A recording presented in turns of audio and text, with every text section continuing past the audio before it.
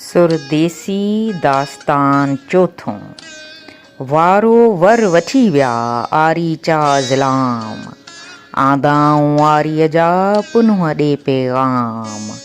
पह कयाऊं पाण में मुहा मख़फ़े माम, संभूरा साथ खणी वेसा ही वरियाम। काकियूं रात कयाम जेॾियूं जत करे विया।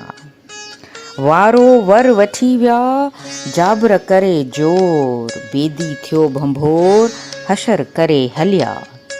वारो वर वठी विया करे ॾेर ॾमर, हाणे थियो हशर पुना कोल क़याम जा।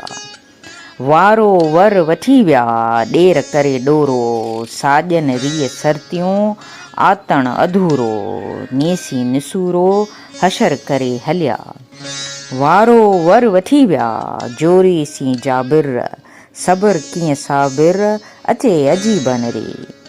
वारो वर वठी विया ॾाड़ीअ भंभा ॾेर, ॾींदियसि ॾाढे डूंगरें इनी लय उलेर। केच पहुचे केर वञण सी वस करियां, संझे मूं न संभालियो त के ओठी कंदा ईअं। कुही कमीणी कीअं जॾी रात जतन की, संझे मूं न संभालियो सुबुह सारियम सूर। जतन लय ज़रूर घणा घारियम ॾींहड़ा, संझे मूं न संभालियो सुबुह सारियम सूर। आधीअ रात उधमियो ॾींहनि पलटियो पूर, जतन लय ज़रूर मादर मारी आहियां।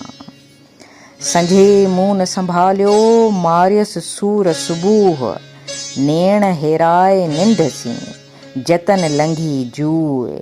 हाञो करे होए आधीअ रात उथी विया, आधीअ ओए उथी विया कर रखियाऊं केच। ॿारो चाणे पेच मुंहिंजो मन मुंझायो, जॾीअ वटि जाले मान अलाह कारण लिखसीं। आहे आर्य जाम जी हित हुत हवाले, एब मूं अगरा मान निर्मल निकाले। परटियाणी पाले कामिल नींदो के चले, परीटन पालियास ॿांभण बेटी आहियां। हुस्न होत पुनुह जे मारे मौत विधियास, जांकी ता जीअंदियास पेयस वर विसाल जे।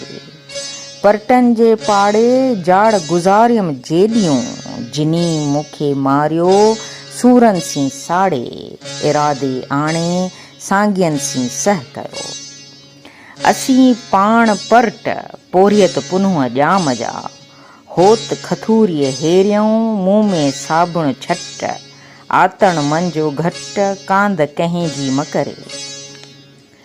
गॾियो धोबियन धोए पुनुह पारचो हथ में, उते आरीअ जाम जो कासिद आयस कोय। ई कामिल कम संदोए जीअं पहस पछाड़ीअ पोतीअ। नको केच भंभोर नको माइट मुंद जो, होर मिड़ियोई हिनखे होतन कोन्हे होर। ज़ारीअ धारां ज़ोर हले कोन हबीब सी, छोरी निदोरी नको माइट मुंद जो। सवें हलन साथ में कमी ऐं कोरी, आऊं पिण आहियां आं लए लंघे ऐं लोरी। लंघाईं लतीफ़ चए थरनि जा थोरी, आहियां अज़ोरी तुंहिंजी जोरी जबल लंघियां। वाई छाखे था करह कतारियो, वो मूं निमाणीअ तां की न चयो। अलाह कारण ओठिया ऐं वाग वठी वर वारियो।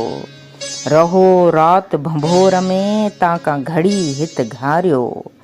सिके जंहिं सम कयो तंहिं माज़ू रखे म मारियो। साईं कारण सुपरी दोस्त दर्शन कारियो।